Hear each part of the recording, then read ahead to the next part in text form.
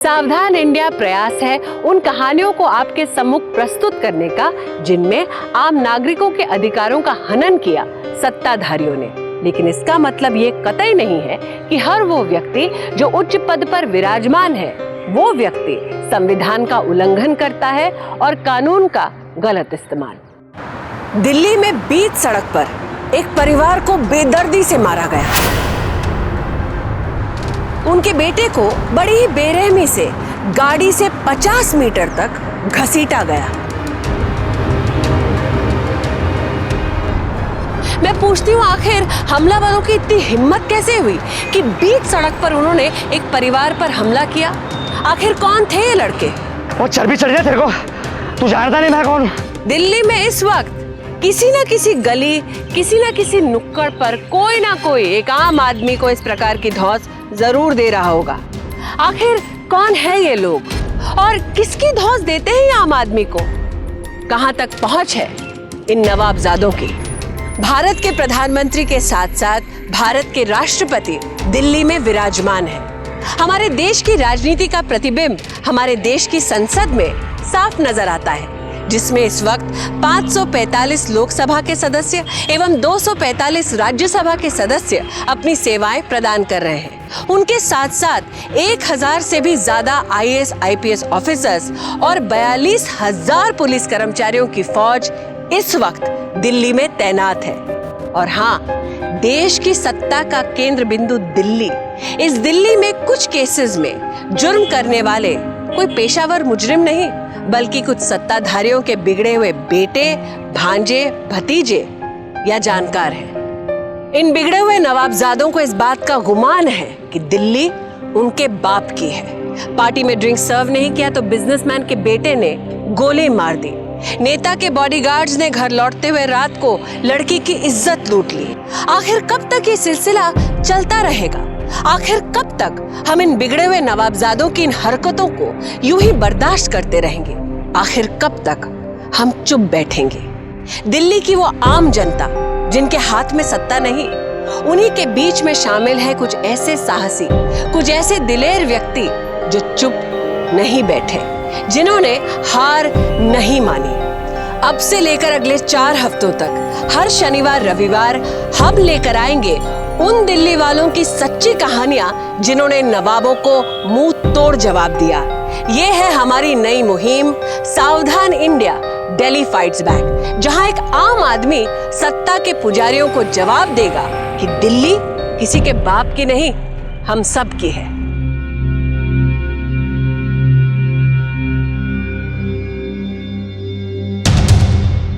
अबे ये बूटे हटना, इतनी हड्डियां तोड़ूंगा ना, तू जानता नहीं मैं कौन हूँ।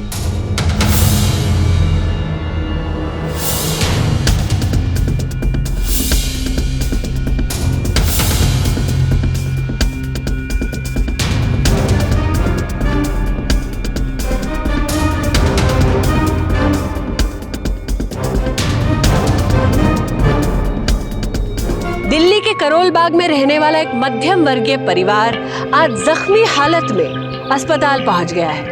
उनका इकलौता बेटा राजीव इस वक्त मौत से जूझ रहा है और उनके हालत के जिम्मेदार हैं सत्ता के नशे में चूर 2 नौजवान, जिन्हें लगता है कि दिल्ली उनके बाप की जागीर है। और उन्हें यह भ्रम इसलिए है क्योंकि उनके चाचा अखिलेश खत्री दिल्ली के प्रभावशाली नेता हैं। अपने चाचा के दम पर इन लड़कों को लगता है कि वो कभी भी बिना रोक टोक किसी के साथ कुछ भी कर सकते हैं और उनके झूठे अहंकार की कीमत चुकानी पड़ रही है एक साधारण परिवार को। एक ऐसा परिवार जो कल तक हंस खेल रहा था, एक ऐसा लड़का जो कल तक अपने आने वाले कल के सपने देख रहा था। हमारी कंपनी पिछले क्वार्टर में 4th पोजीशन से 3rd पोजीशन में पहुंच गई है और कंपनी को इस मुकाम पर पहुंचाने का श्रेय एक आदमी को जाता है और वो है राजीव। राजीव को मार्केटिंग मैनेजर की पोजीशन से हटाकर सीनियर मार्केटिंग मैनेजर बनाया जाता है। Congratulations Rajeev. Thank you sir.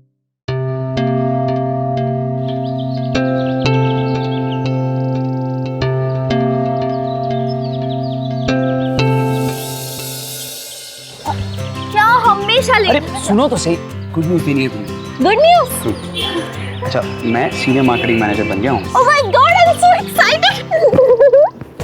ओह, तो असिस्टेंट मैनेजर से सीनियर मार्केटिंग मैनेजर तो बन गए हो। यहीं रुकना है या आगे भी बढ़ना है? सोच रहा हूँ तुम्हारे साथ ही रुक जाऊँ, आगे बढ़ने की क्या जरूरत है।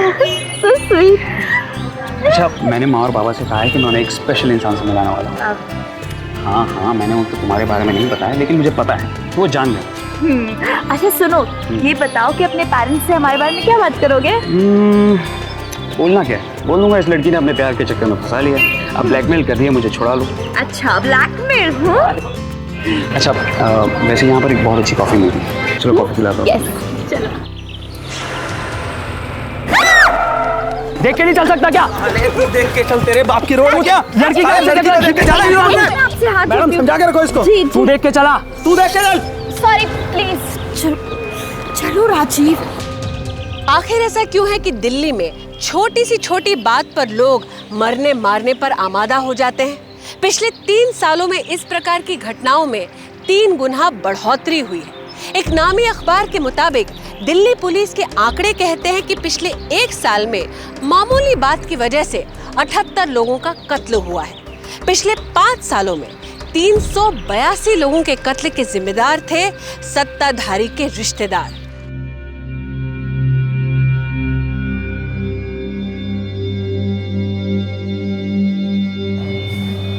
बाबा, हमारी फैमिली में आज तक किसी ने ऐसा नहीं किया था।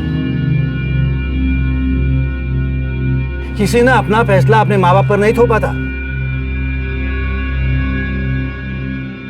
सच में राजू, मुझे तुमसे ये उम्मीद नहीं थी। एक बार तो पूछ लिया होता हमसे। हाँ, ओके नहीं। चलो। लेकिन बाबा,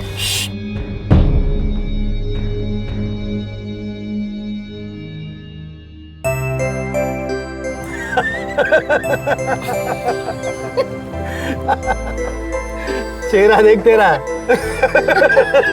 बाबा, राजू, बचपन में तू मुझसे मजाक किया करता था, तो क्या अब मैं तुझसे मजाक नहीं कर सकता? हाँ?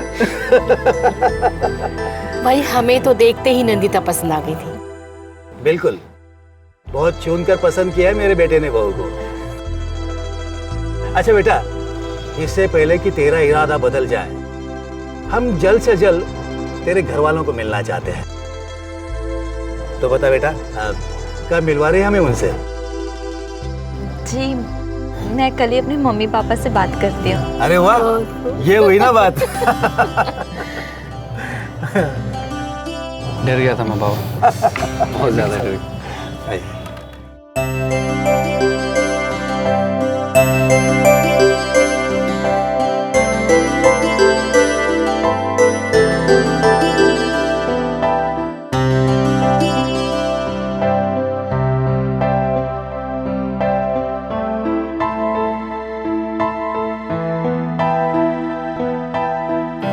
अच्छा अंकल आंटी, मैं चलती हूँ। नहीं बेटा, ऐसे कैसे? राजू तुझे घर तक छोड़ आएगा, जा बेटा। अरे राजीव, तुम्हें तो पता ही है मेरा घर पास ही में है, मैं चली जाऊंगी। नमस्ते आंटी। नमस्ते अंकल जी।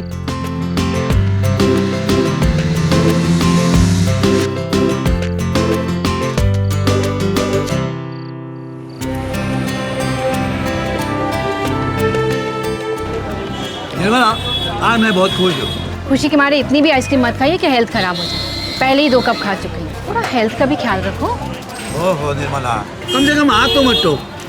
भाई मेरे बेटे ने सारी चिंता परेशानी दूर की, इसके लिए मुंह तो मीठा करना ही पड़ेगा ना। भाई एक और दे दो। अरे नहीं भैया, मत देना, पहले 2 आइसक्रीम खा चुके हैं। अब काम की बात करते हैं, कल जाकर रिश्ते की बात पक्की करते हैं। क्यों ना करूँगा, मेरे बेटे ने मुझे 2 खुशियाँ दी हैं, ऑफिस में प्रमोशन और दूसरी इतनी प्यारी बहू। वाह बेटा वाह, तेरा रिश्ता पक्का मैं करने जा रहा हूँ और गले सिर्फ माँ के लगे जा रहा हूँ।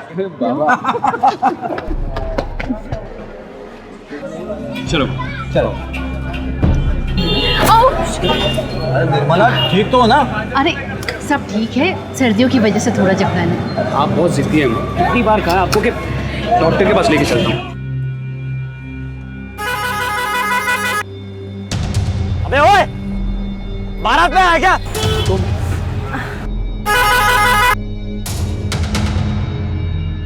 ओए, तो गाड़ी हटा कैसे? बंद करो यार। अरे रुक बेटा, हाँ बेटा, जा रहे चल बेटा, नहीं चल तू चल।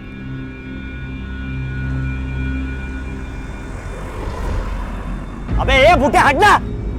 Hey you, mind your language। कौन से बात करने की तमीज है तुझे? जाने दो यार।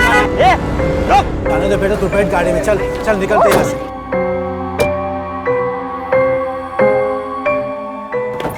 बड़ा क्या देख,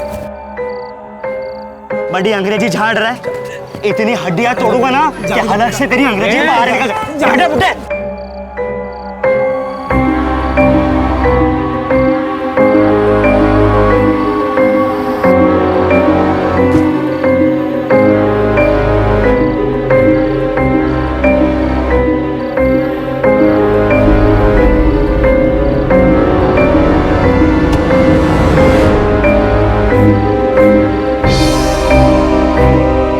शाना बनता हमारे साथ। राजीव राजीव राजीव राजीव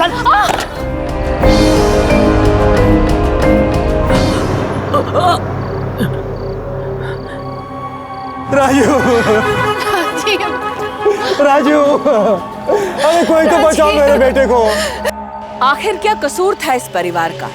क्या गलती थी इस लड़के की? सिर्फ इतना कि दो बिगड़े हुए नवाबजादों को उसकी पार्किंग स्पेस चाहिए थी। जी हाँ, सिर्फ पार्किंग स्पेस।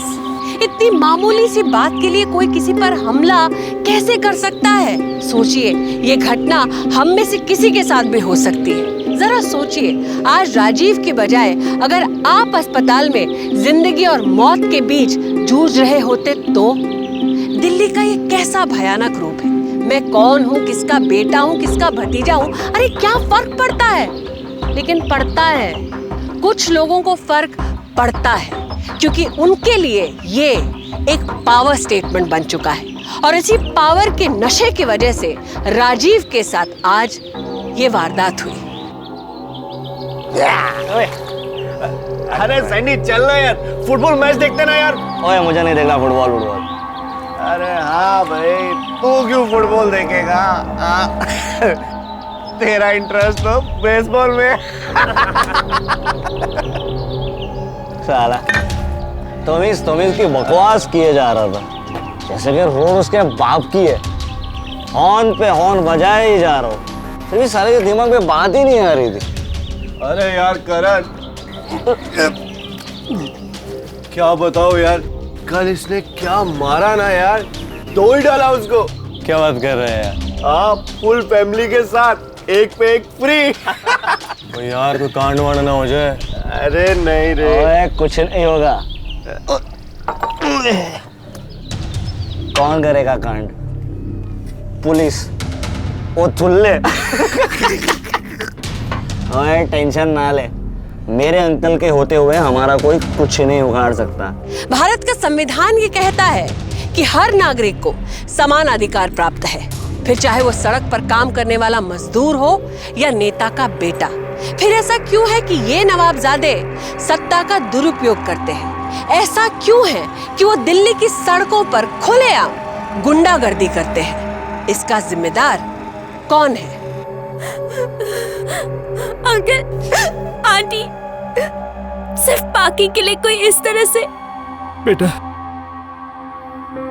डॉक्टर ने कहा है कि अगले 24 घंटे तक कुछ भी कहना मुश्किल है।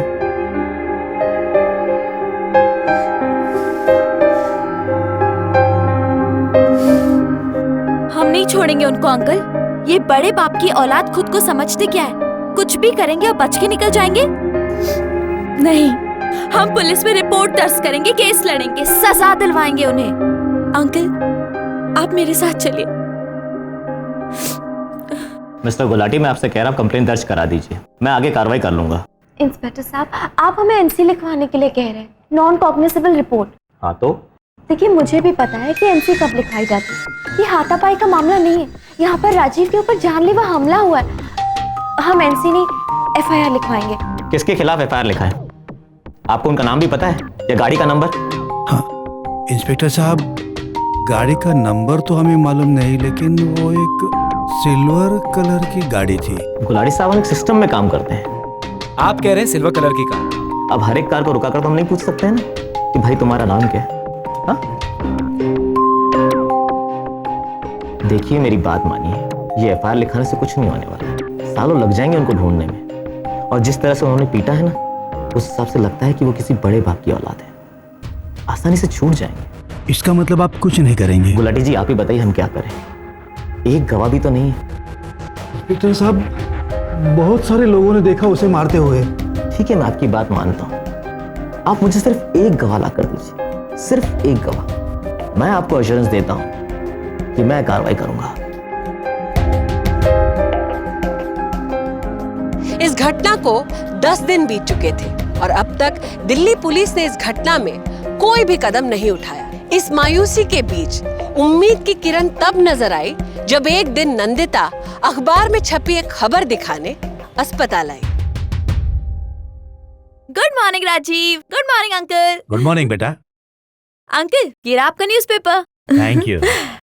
राजीव ये तुम्हारे लिए, कैसा है?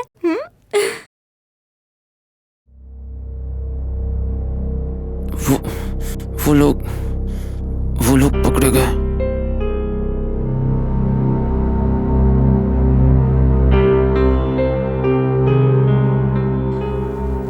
राजीव, पुलिस इन्वेस्टिगेशन कर रही है, बहुत जल्दी पता चल जाएगा, तुम चिंता मत करो।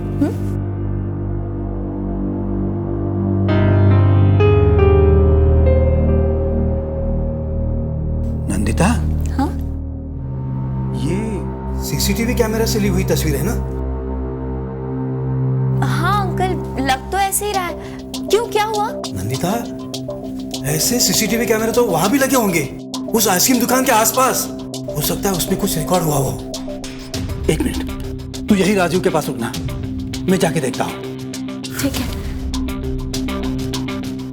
अखबार के माध्यम से उन्हें पता चला कि सुरक्षा के मद्देनजर दिल्ली सरकार ने जगह जगह पर CCTV कैमरास लगाए थे। CCTV कैमरास से की हुई रिकॉर्डिंग अदालत में भी सबूत के तौर पर मान्य है। सर यही वो जगह है जहाँ CCTV कैमरे लगे हुए हैं, और ये उस पोल का नंबर। सर मुझे पूरा यकीन है कि जरूर इसमें कुछ ना कुछ तो रिकॉर्ड हुआ होगा।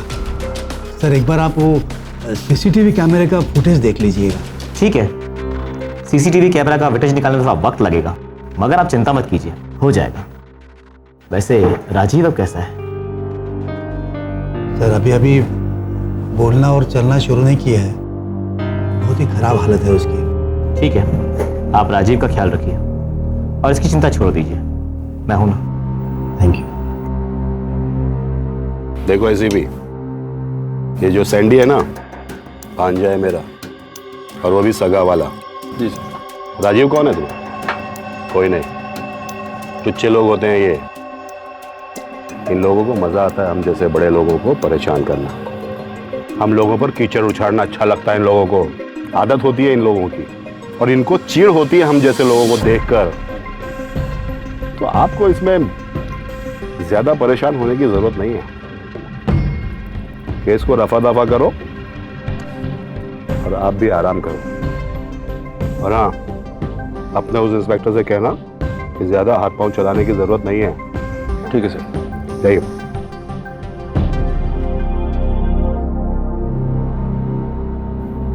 मुंह क्या लटकाए रखा है? हाँ, हो गया तेरा काम? ले चेस करते हैं। उठा उठा। चेस। देखिए, जिस दिन आपके बेटे के साथ मारपीट हुई उस दिन वहां का कैमरा खराब था, कुछ भी क्लियर नहीं, सारी की सारी फुटेज ब्लैक आई। ऐसे कैसे हो सकता है? कुछ तो दिख रहा होगा। कुछ भी क्लियर नहीं। सर मैं वो फुटेज देखना चाहता हूँ। आई एम सॉरी, वो नहीं हो सकता, गवर्नमेंट की प्रॉपर्टी है, हम ऐसे किसी को नहीं दिखा सकते। तो फिर क्या कर सकते हैं आप? भरे बाजार में मारा है उन लोगों ने मेरे बेटे को।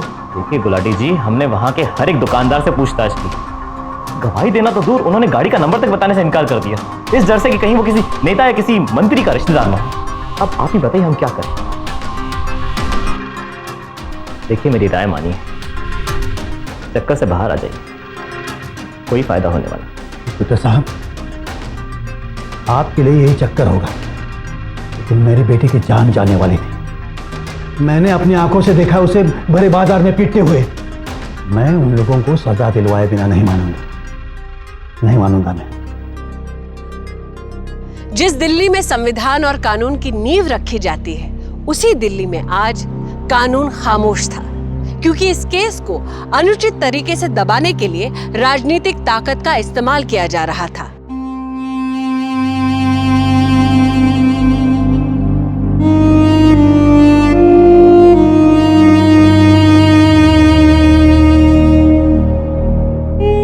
इतनी हड्डियां तोड़ूंगा ना कि अलग से तेरी अंग्रेजी बाहर निकल जाए।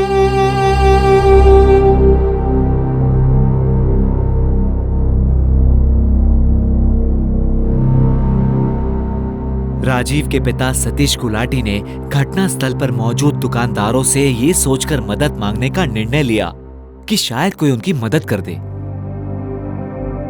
भाई साहब। जी? उस दिन यहाँ मेरे बेटे के साथ मारपीट हुई थी, आपने देखा होगा ना? प्लीज मेरी मदद कीजिए। देखिए बाबा, अगर मैंने देखा होता तो मैं आपकी जरूर मदद करता। आपने देखा किसी ने? लड़कों ने भी नहीं देखा। आप कहीं और पता कर लो।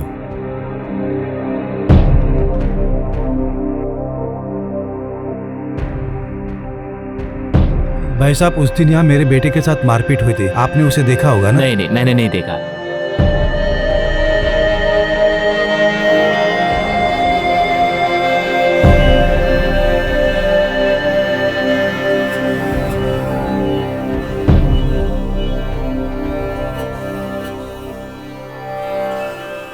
अरे बाबा, बस एक ही मदद कर सकता हूं मैं आपकी। जो लोग हैं वो कभी कभार यहाँ सॉफ्टी खाने आते हैं। ये उनके गाड़ी का नंबर। बस प्लीज वो भी किसी को बताइएगा नहीं तो मेरी दुकानदारी का सवाल है। थैंक यू बेटा।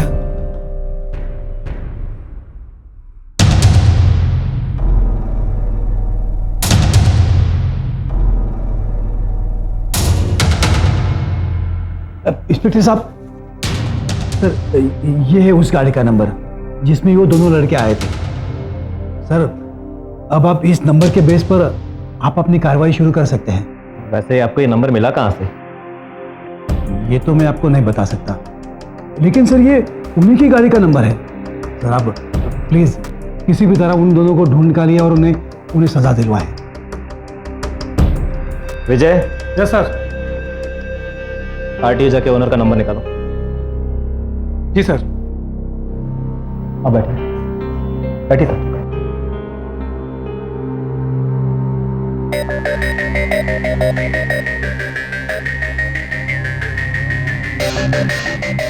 ये एड्रेस जानते हो? हाँ आगे सर, हट जाइए। आगे से, ठीक है, अगले दिन।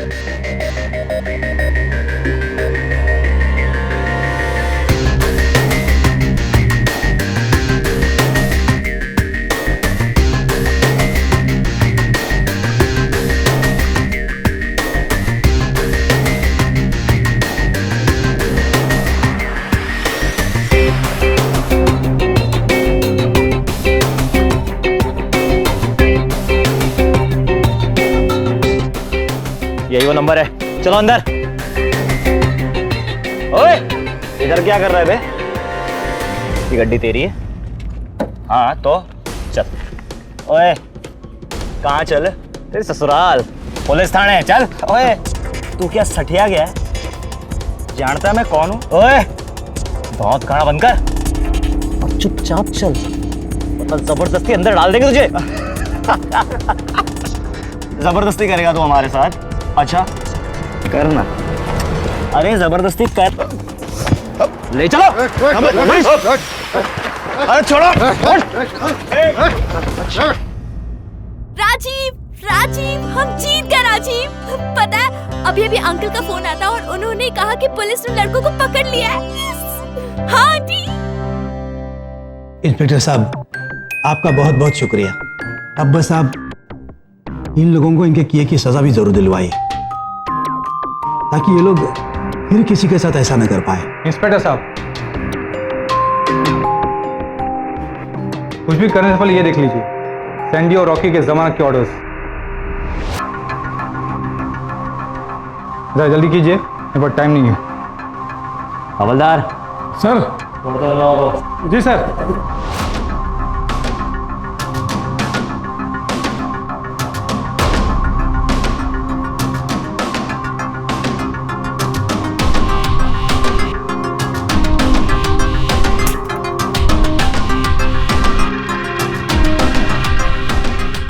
चूल खत्म हो गई तेरी, भिजवा दिया हमें जेल। और तेरा वो सन की बेटा और जिंदा भी है क्या मर गया? चलो, खतरी जी ने तुम लोग को चुपचाप घर आने के लिए बोला है। चलो। इंस्पेक्टर साहब, ये लोग ऐसे कैसे जा सकते हैं? आपकी आंखों के सामने वो उन दोनों को।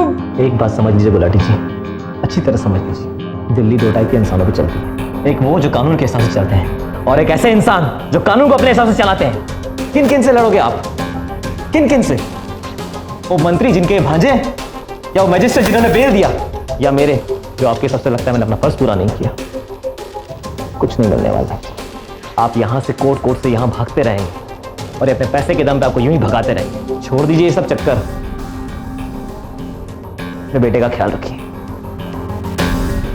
एक ही दिन में सतीश गुलाटी को उम्मीद भी मिली और उनकी उम्मीदों पर पानी भी फिर गया।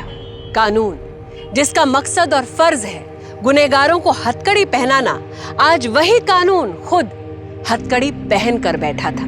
ये कैसे संभव है कि इतना बड़ा जुर्म होता है पूरी जनता के सामने और फिर भी रॉकी और सैंडी को छोड़ दिया जाता है? कुछ लोगों का ये मानना है कि ऐसे हालात में आम आदमी कर भी क्या सकता है। लोगों का ये भी मानना है कि आम आदमी कमजोर होता है, लेकिन सच ये है कि आम आदमी कमजोर नहीं होता, उसे कमजोर बनाने की कोशिश की जाती है। और यही कोशिश हो रही थी सतीश गुलाटी के साथ। धीरे धीरे ये हाथ ऊपर लाइए आप, उंगली फ्री कीजिए, बिल्कुल खोल दीजिए। बहुत अच्छी, very nice, good, relax now.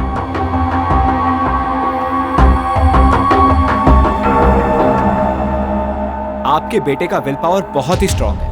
अगर इसी तरह से प्रैक्टिस करता रहा ना तो बहुत ही जल्दी ये ठीक हो जाएगा।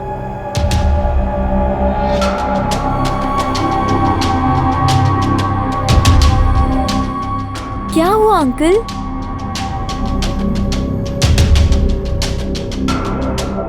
हम हार गए बेटा। हार गए? मतलब? पुलिस ने उन दोनों को जमानत पे छोड़ दिया। ऐसे कैसे छोड़ सकते हैं वो उन लोगों को? कुछ फर्क नहीं पड़ता। मगर आंटी, बस अब जो हो गया सो हो गया। बेटा हम लोग बहुत सीधे साधे लोग हैं, इस तरह को बात आगे बढ़ाने से नुकसान हमारा ही होगा। भूल जाओ सब, भूल जाओ बेटा। देखिए आंटी, राजीव भी मना कर रहे हैं, वो भी चाहते हैं कि उन लोगों को सजा मिले। हम इतनी आसानी से उन्हें कैसे बोल सकते हैं? लेकिन बेटा ये इतना आसान नहीं है। मगर अंकल हम कोशिश तो कर सकते हैं ना। कैसी कोशिश? मेरे पास एक रास्ता है। मैंने पूरी तरह फाइल चेक कर ली, इसे पब्लिश करवा दो। Thank you sir. आइए बैठिए। नमस्ते। कहिए, मैं आपकी क्या मदद कर सकता हूँ? सर मेरा इकलौता बेटा इस वक्त बहुत ही बुरी हालत में हॉस्पिटल में एडमिट है सर। हुआ क्या? किसी से मारपीट हुई? जी सर। आप मुझे पूरी बात बताइए।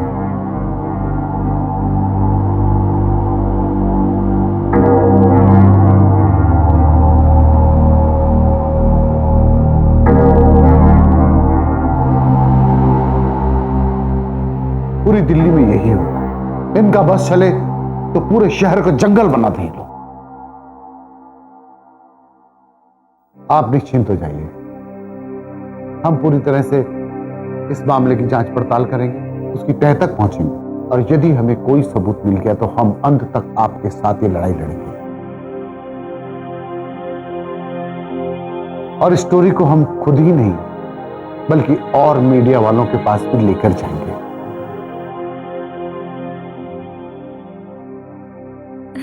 धन्यवाद, धन्यवाद साहब। सर, हम मीडिया वालों की तरफ से हैं। कुछ दिन पहले यहाँ पर कोई हादसा हुआ था, आप उस बारे में कुछ जानते हैं या कुछ कहना चाहते हैं? सर, हम मीडिया वालों की तरफ से हैं। यहाँ कुछ दिन पहले एक हादसा हुआ था, क्या आप उस बारे में कुछ जानते हैं या कुछ बता सकते हैं हमें?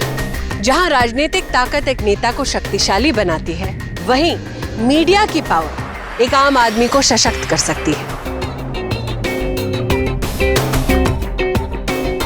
और इसमें दिल्ली पुलिस के ईमानदार इंस्पेक्टर दहिया ने एक अहम भूमिका निभाई।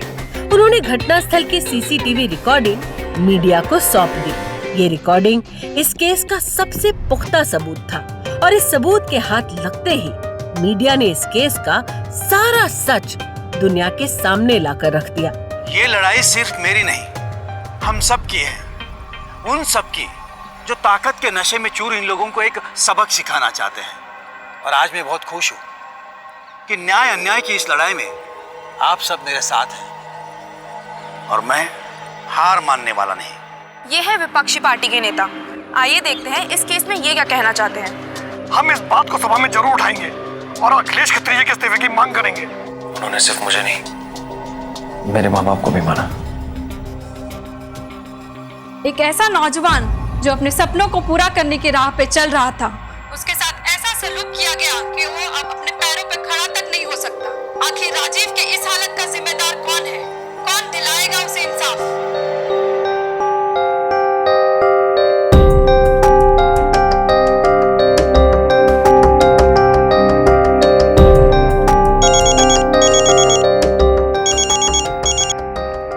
हेलो अखिलेश जी, कहाँ से बोल रहे हैं आप? हम आपका इंटरव्यू लेना चाहते हैं। ठीक। देखिए, मुझे पता भी नहीं था कि ऐसा कुछ हुआ है। कुछ लोग हैं जो मुझे जबरदस्ती इस मामले में घसीट रहे हैं ताकि वो अपनी राजनीतिक रोटियां सेक सके। वरना ये जनता अच्छी तरह से जानती है कि मैंने हमेशा सच का साथ दिया है और कानून को सबसे ऊपर रखा है। अगर ये वाकई सच है तो दोषियों को सजा मिलेगी और जरूर मिलेगी, चाहे वो मेरा अपना भांजा ही क्यों ना हो। ये मेरा वादा है आपसे और हमारी पूरी जनता से। जय हिंद।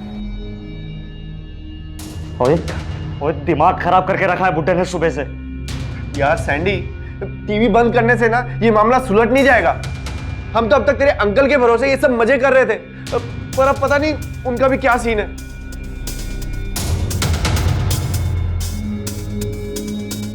ओए अंकल, हाथ हटाए, इससे पहले मैं ही केस बंद कर दूंगा। सारा स्यापा ही खत्म। चल।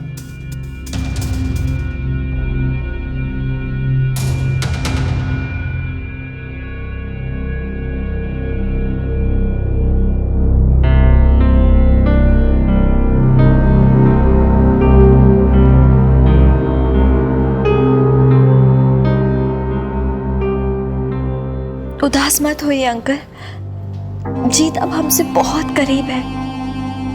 मीडिया, पब्लिक, हर कोई हमारे साथ है और पुलिस को उस गाड़ी का नंबर और सीसीटीवी फुटेज भी मिल गया है। बस थोड़ी सी और हिम्मत रखिए, अब ज्यादा दिनों तक वो लड़के बच नहीं पाएंगे।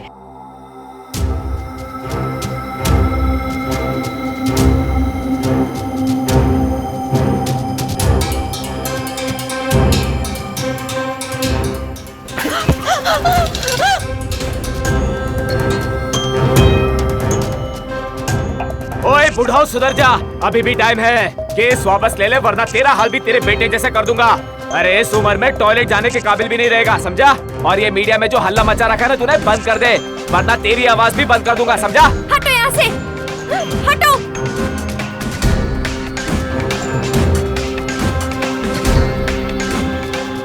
ये तेरी बेटी है? ओए समझा इस बुड्ढे को, सटे आ गया है। अगर इसने अपनी हीरोगिरी बंद नहीं की ना तो तेरे साथ भी बहुत कुछ हो सकता है, समझी? क्या करेगा तू? हाँ, क्या करेगा? मारेगा? तू बंदूक दिखाएगा और हम डर जाएंगे?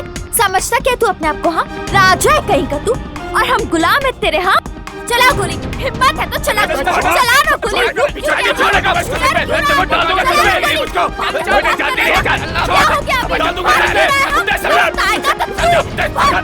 हिम्मत है तो यहाँ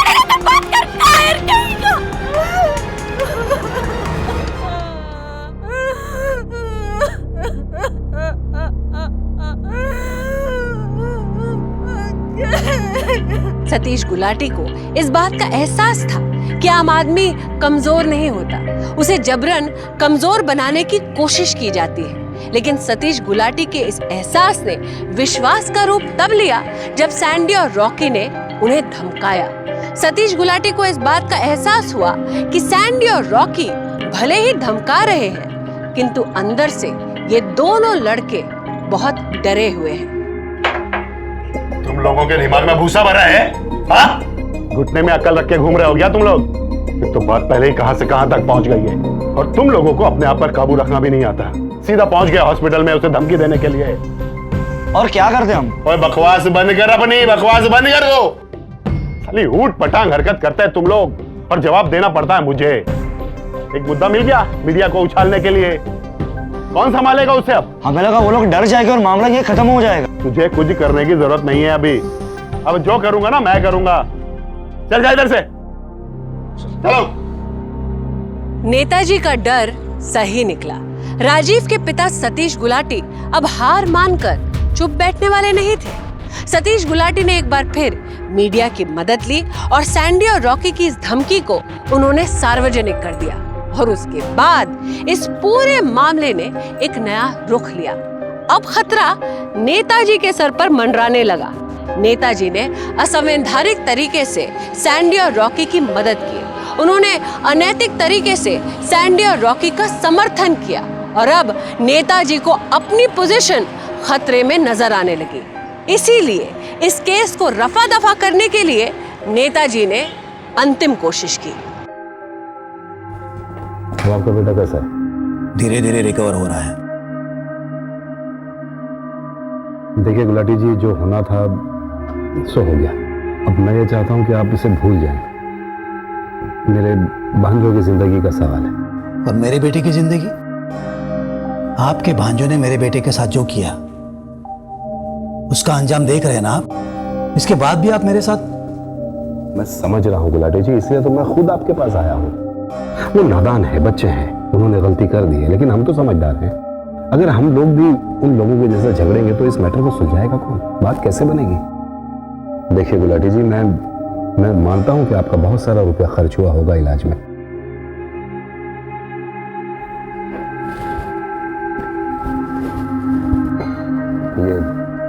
ये रख लीजिए, आगे भी काम आएगा आपको।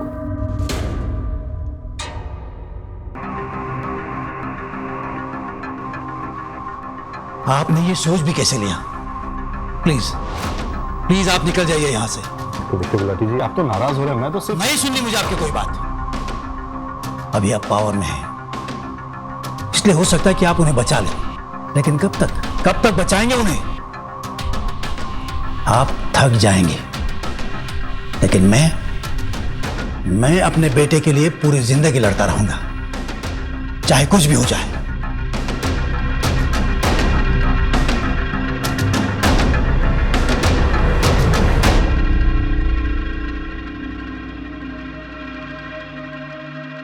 अब मैं उसके आगे भीख नहीं मांगने वाला। मुझसे जो हो सकता था मैंने किया।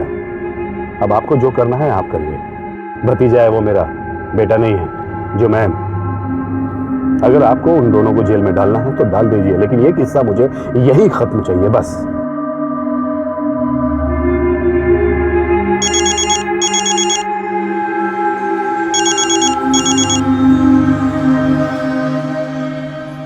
मेरे अंकल ने धोखा दे दिया भाई, मेरे खाता कांड हो जाएगा। पुलिस भी आ गई। जल्दी कुछ कर, जल्दी कर। मैं क्या करूं? वहीं रुक जा। देख अभी भी कह रहा हूं, तू जानता नहीं मैं कौन हूं, समझा?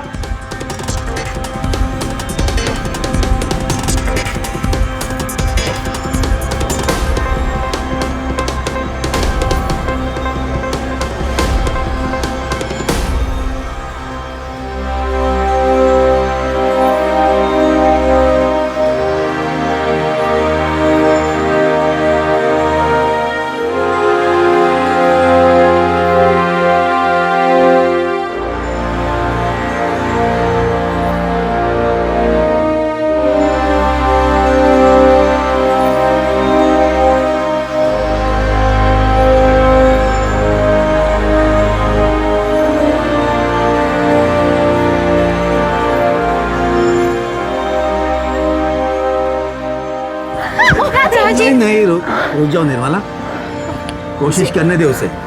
कोशिश करेगा तो ही चल पाएगा ना।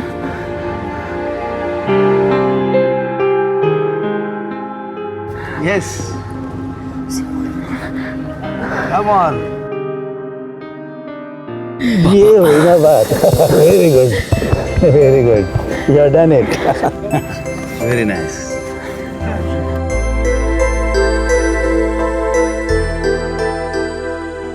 आखिर एक आम आदमी ने सत्ताधारी को मात दे ही दी। इस वक्त रॉकी और सैंडी जेल में हैं। उनके खिलाफ राजीव गुलाटी पर जानलेवा हमला करने के लिए मुकदमा दर्ज किया गया है। उसके साथ ही रॉकी के चाचा नेता अखिलेश खत्री पर अपने पद का दुरुपयोग एवं पुलिस की कार्यवाही में दखल देने के लिए केस दर्ज किया गया है। सत्ता ताकत नहीं, जिम्मेदारी है। जिम्मेदारी है ताकि नेता देश का निर्माण कर सके और समाज की सेवा कर सके। किसी को इस बात का अधिकार नहीं कि वो आम आदमी के अधिकारों को कुचले, ना नेता को, ना अफसर को, ना ही उनके रिश्तेदारों को। सत्ता का दुरुपयोग करना संवैधानिक जुर्म है। सतीश गुलाटी ने आज एक सत्य से हमारा परिचय करवाया है कि आम आदमी कमजोर नहीं होता, सोच कमजोर होती है। आम आदमी के पास वही संवैधानिक अधिकार हैं जो एक नेता के पास हैं, एक उद्योगपति के पास हैं। इन अधिकारों को हमें समझना होगा।